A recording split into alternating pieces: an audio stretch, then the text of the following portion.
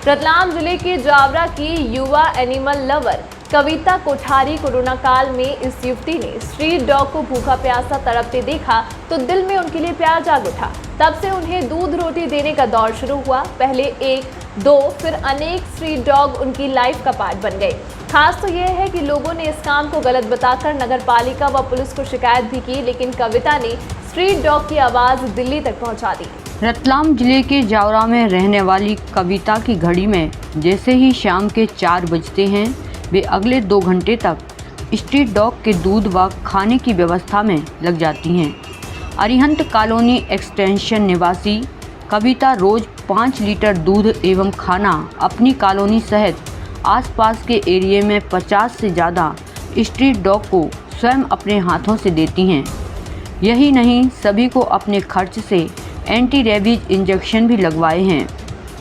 अपने इस काम का वह प्रचार नहीं चाहती, लेकिन लोगों के विरोध और एफआईआर की धमकी मिलने पर अब सभी को स्ट्रीट डॉग का ख्याल रखने के मिशन में जोड़ना चाहती हैं।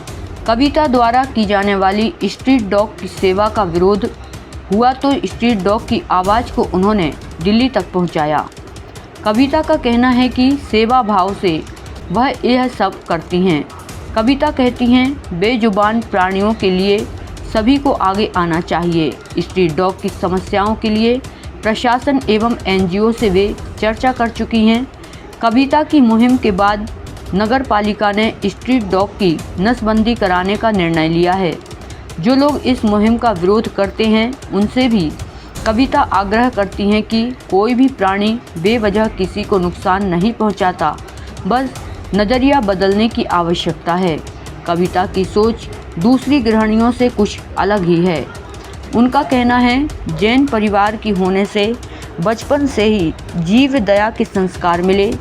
जावरा ससुराल आई तो यहाँ भी पति रजत कोठारी का जीव दया के लिए प्रोत्साहन मिला।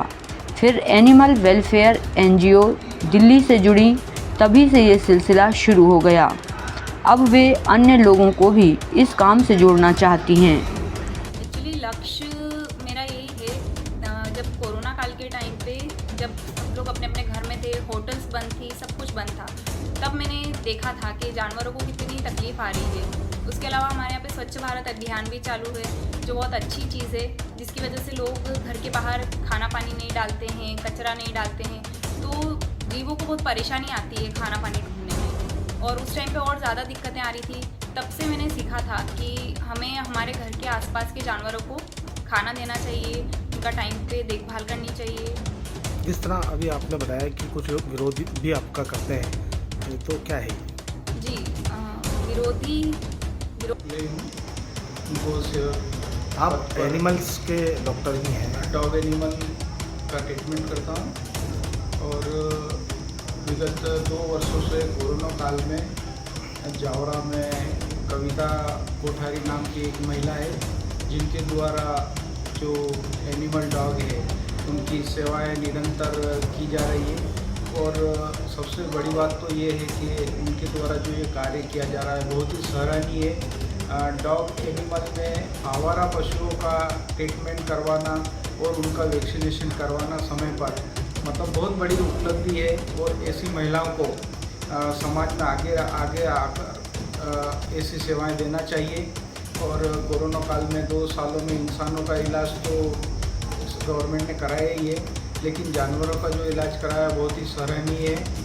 आज के इस युग में लोग अपने माता पिताओं को वृद्धाश्रम छोड़ देते हैं, लेकिन एक ऐसी महिला है जिन्होंने जानवर डॉग एनिमल का ट्रीटमेंट लगातार वो 2 वर्षों से लगातार करवा रही हैं। मैं इस मामले में उनके और ट्रीटमेंट कई बार कर चुका हूँ। ऐसी महिलाओं को समाज में आगे आना चाहिए, यही मेरा निवेदन है और बोलना है।